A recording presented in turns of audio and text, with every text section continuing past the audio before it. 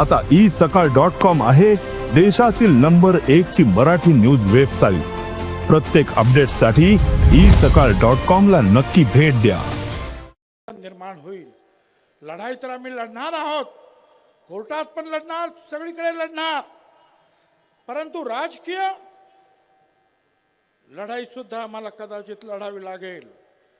आतापर्यंत आमच्या ज्या नेत्यांनी सांगितलं, त्यांनी सांगितलं ना धनंजय पाटलाने की ओबीसीना पाडा, तोच आदेश आम्ही सुद्धा देऊ शकतो की जे जे ओबीसीच्या मुळावर उठलेले असतील, ते कुणाही समाजाचे नेते असू दे, त्यांना धाराशिव केले आडवे करा, त्यांना आडवे करा, एवढंच तुम्हाला मी सांगतो। निवडणुका आता येतात, निवडणुका येतात, लहान लहान निवडणुका येतात, एवढंच करा। धनगर उभा राहिला तर माळी नको, माळी उभा राहिला तर तिथे वंजाळ नको, एका विरुद्ध एक लढा, विजय तुमचा आहे। दलित, आदिवासी, मुस्लिम सगळ्यांना एकत्रित घ्या, विजय तुमचा आहे। जर तुम्ही अशा रीतीने जर लोकांना मार्गदर्शन करत असाल तर आम्हाला सुद्धा ते करताय। एका मोठ्या नेत्यानं मला फोन केला विरोधी पक्षाच्या की आम्ही जरंगेला त्या दरिंदेला भेटायला गेलो तर तुम्ही आमच्यावर टीका करता आणि तुमचे हे विखे पाटील कारण नसताना परत परत जातायत, तेव्हा तुम्ही का गप्प बसतात? मला त्यांना सांगायचं, आम्ही त्यांना सुद्धा सोडणार नाही, गप्प बसणार नाही। आणि या बीजेपीच्या नेत्यांना सुद्धा सांगतोय, तुमच्या लोकांना आवरा।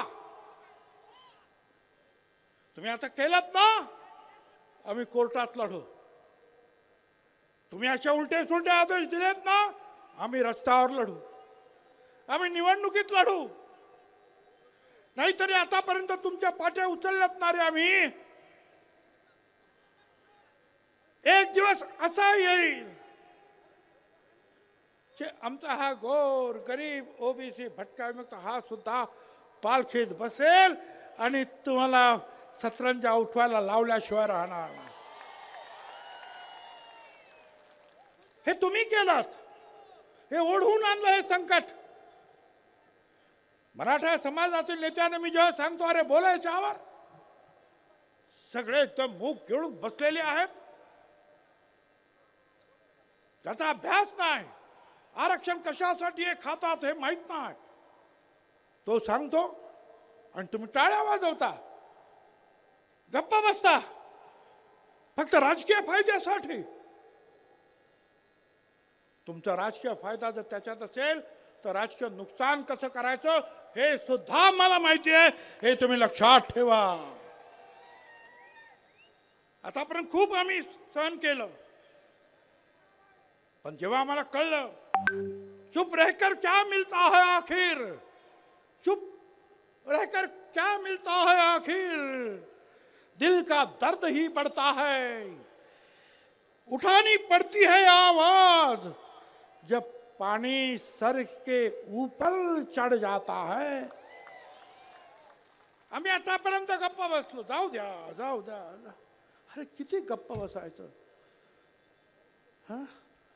त्यांनी बोललं तर ते चालतंय, मी 374 जातींसाठी बोललो आणि आम्ही बोललो सगळे, तर आम्ही जातीवादी?